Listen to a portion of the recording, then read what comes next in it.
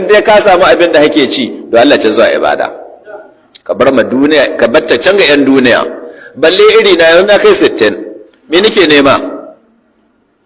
duk wanda ya kai shekara 60 annabi ya ce Allah ya yankan uzuri da shi yanzu duk dan shekara 60 yana abu a ce kurciya ce ai in ya girma bari ya kai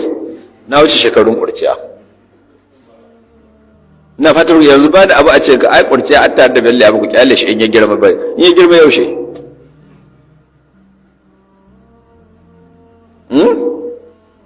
mun karanto cikin riyadu sa mutanen Madina in sun kai shekara 60 ritaya suke yi ga duniya da yanzu gashi nan duk waɗanda na daura ma duniya ɗamara duk ɗan 70 da wani abu na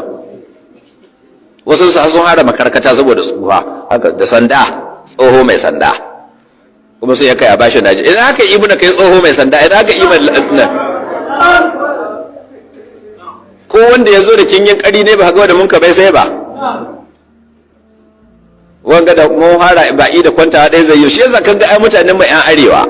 saboda duk siyasa ba don Allah ba don al'umma ba don arewa ba don Najeriya ba don addini ake kowa yana yi ne don biyan bukatar kansa saboda sun san tsoho mai sanda ba daɗiya ba zai kwantawa yar addu'a part 2 za a yi to shi yasa kaga 'yan arewa sun yi ru kurayen nan na arewa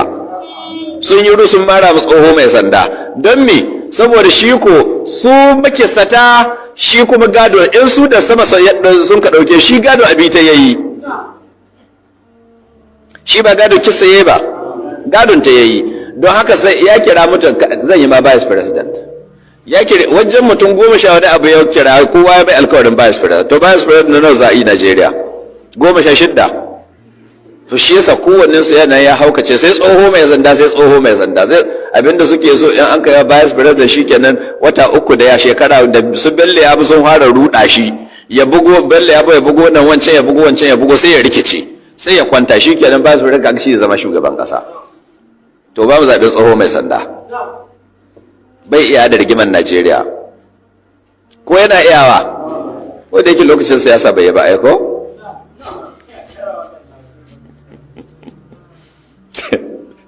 to Allah shirin da mu to ina yake to yace wa man kanat al-akhiratu himmatu duk wanda lahira ta zai ita ce himmarsa wa sadamahu da damuwarsa wala hashi khisa gare ta ya bude ido wa iyaha yanwi kuma ita kawai yake niyya duk abubuwan da yake yana yi ne don samun lahira to ja'ala Allah azza wa jalla al-gina Allah mai girma da bai zai sanya wadata fi kalbi cikin zuciyarsa Allah ka wadatar da mu daga halalinka wajama alaihi da ya kuma Allah zai taro mai kayayyakinsa wa atatu dunya kuma duniyar za ta zo mishi wani sagira tana kaskantacciya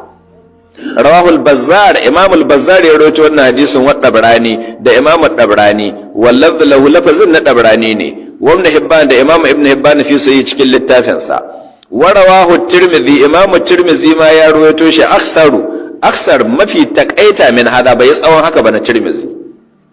wa yati lafzu lafazan hadisin zai zo fil faragi lil ibada in mun ka kai babi mai kwadaitarwa dangane da mutum ya fita batun komai ya shigalta da ibada insha Allah ta'ala in Allah ya so zai kawo lafazin cikakke insha Allah ta'ala wannan hadisi ne sahihul li ghairihi kaga wannan shi ya tabbata ko to Allah ya kara ma annabi tsira da aminci nan in waka mai kiɗa ta shiga zuciyar mutum tana goge masa alkur'ani algina'u yumbitun nifaqa fil qalb idan ka saba da jin waka mai kiɗa har zuciyarka ta ɗamfaru ta ɗarsu da ita wallahi ba za ka dinga jin daɗin alkur'ani ban ana yi sai ka ji waka aba ɗaya amma ba za ka iya jin ƙur'ani minti 15 ba to wannan yasa malamai suka yi Allah wadai da duk wata waka da aka zuba mata kiɗa kuma dama da an sa kiɗa sai a